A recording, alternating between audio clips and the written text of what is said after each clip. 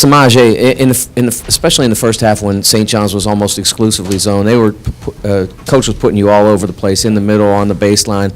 Can you sort of talk about what it was like to play so many different positions at once and be effective?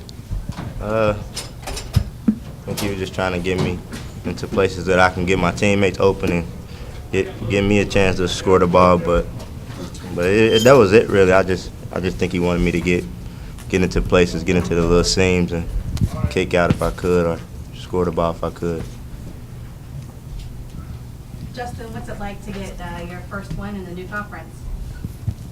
I don't want to sound like a party pooper, but I mean, it's just like any other win. It's good. It feels good to get any win. So, we don't look at the name across the jerseys. We just worry about winning the game. If we come out and play how we know how we can play every game, then everything will take care of itself. But I mean, it feels good to open up the Big East with a win. Not to minimize the big reason why we're here, I guess. Semaj, what happened in the first 8 minutes? I mean, you guys go scoreless there. We had good shots. They just really weren't falling. Like we was all attacking the basket, and we had open shots. We just weren't hitting. No panic though. Nah. Stepping around. Nah. I think our defense. We still played good defense. We didn't let that affect us on the defensive side. So I felt like we all took good shots. They just weren't falling. Isaiah, in the second half, you guys out-rebounded them pretty well and held them 25%, got to the line a lot. Can you just talk about the emphasis at halftime coming out, what you guys were looking for? I mean, we were just looking to do basically on the defensive end what we were doing in the first half. And, I mean, we always attack, try to get offensive rebounds, and Coach Mack made a big emphasis on boxing out.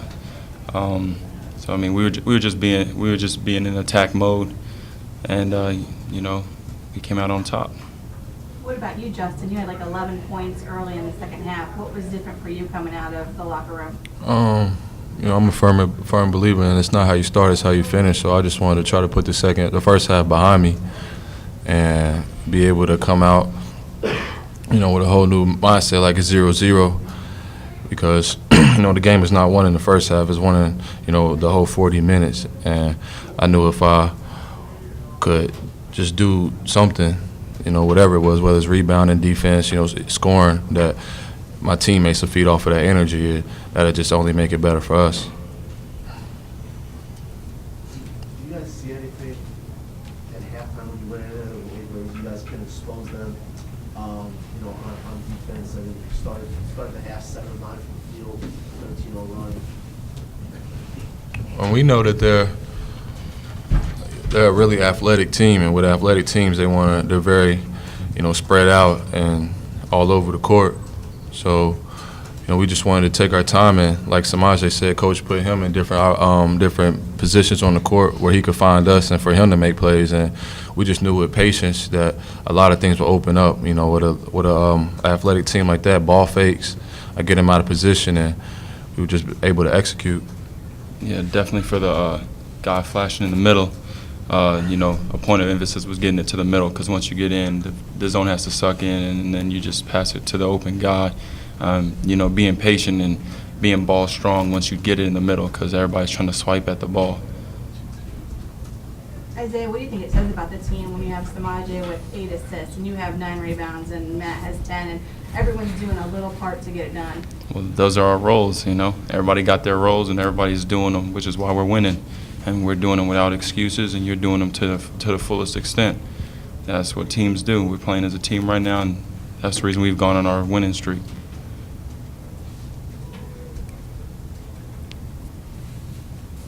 Is that what was missing in the Bahamas? I know it's been a while, but it's obviously a great difference between where you guys were there and where you've been pretty much every other game you've played. Yeah. I would say the first couple of games before the Bahamas, we were just winning. Then we go to the Bahamas and we face some pretty tough teams, and kind of roles weren't defined. You really didn't know. You're trying to fill each other out to see who's doing what. And when we had our meeting when we came back from the Bahamas, we just wanted to make sure that we're more of an attacking team and together team. Yeah. We had a few instances where a couple of guys, well, not a couple of guys, but as a team, we weren't really, huddled up or comforting each other, or somebody take a charge, we're not picking somebody off the ground. Those are the little things that matters that make the biggest difference. So we just wanted to come out from the Bahamas and change basically our identity as a team. So it was I feel like we got the a few good steps forward, and from here we just got to keep chipping away. Keep building. That's it. One more question. Do you guys feel that there was a difference in like the discipline that you guys play, and maybe that they seem to, well, use the phrase that they were all over the board? I mean, do you think that makes a difference in between the teams? Yeah, I would say it does, because with discipline, I know where Jamar is going to be. If I'm jumping a ball screen, I know where everybody's going to be at. If you're just all over the court trying to see if you can reach and get a steal, and if you don't get it, then it's a 5-on-4. So I mean, being more disciplined definitely helped us. Well, it's a big day for our program, our basketball program. There's an excitement level that I think fans, administrators, coaches, players, student body have had for a long time coming. And we didn't get off to the best start in the world, but we had the fortitude to continue to fight and scrap. And I thought we defended a very, very talented and well-coached St. John's team. You do your homework. I've been asked over and over all the questions about how much have you guys prepared for the new Big East and the new Big East. And, and part of our research, you look out and you see how St. John's has done, both at home and on the road. And, the last couple times they've come to Cincinnati, they've been able to, go over to UC and do some damage and go away with a victory. And, with the same team returning, we knew it was going to be a huge challenge. All 5 starters came back for St. John's. They're not afraid to play on the road, so it had our guys' full attention. I thought in the beginning we had a little bit of nerves, but again, the fortitude to continue to fight. Chris, what was the difference there at halftime? Coming back out, you guys just look like a different team. Well, I don't know if we looked like a different team. I thought defensively we were playing pretty hard in the first half. In the first 8-9 minutes, I thought we got some good looks. And we just could not get the ball to go down. And we were getting the ball where we wanted. We were getting it to the high post for the most part. We were getting to the short corner every once in a while. But it's easier said than done to finish around the basket. They lead the country in block shots for a reason. They have some athletic kids, and the shots that you hope can sort of pull them out a little bit further weren't going down early on. But we never tied our defensive effort into how we were playing offensively or not scoring offensively. In the second half, in the beginning, we continued to be that same team defensively.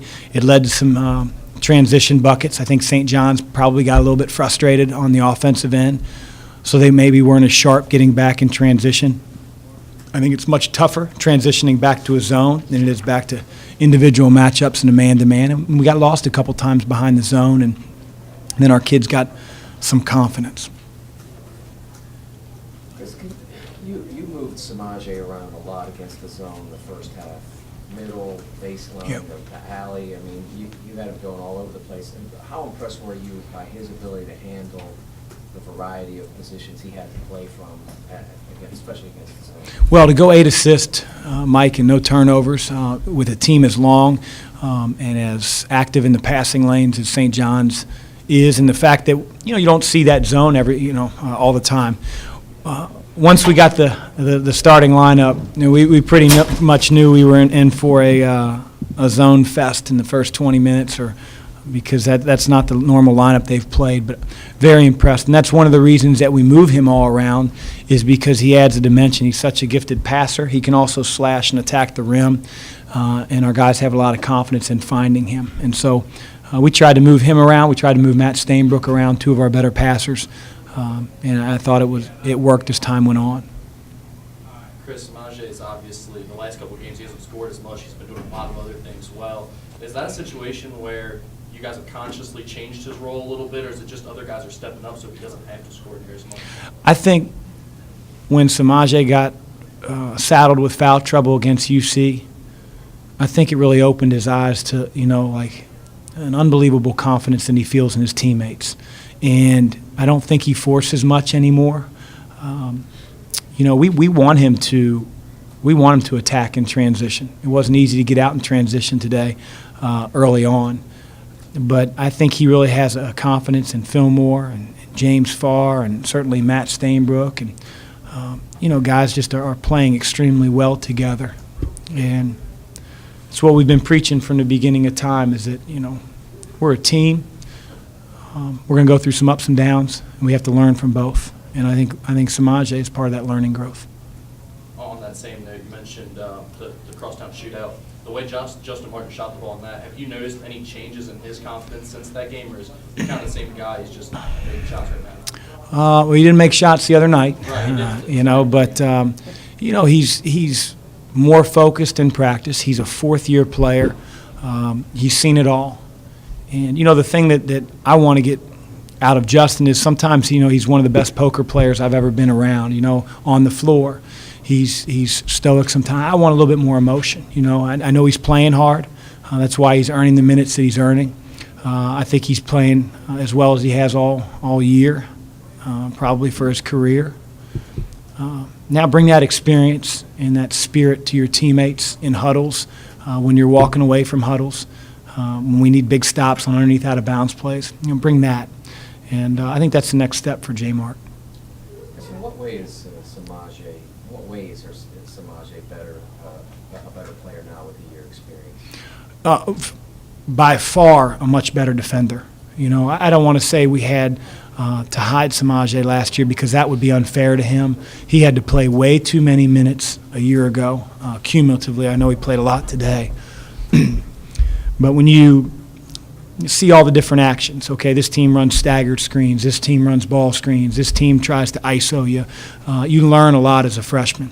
And, he had to learn the hard way sometimes. Now, we always have the luxury of saying, do we want to put him on somebody knowing that he'll do a great job, not lose concentration, probably hold the kid below his average, or do we want him to play off the ball and maybe not as big of a piece for the other team, because he can make plays like he did at Alabama, where he comes over and blocks one from the weak side, he steals one in the post.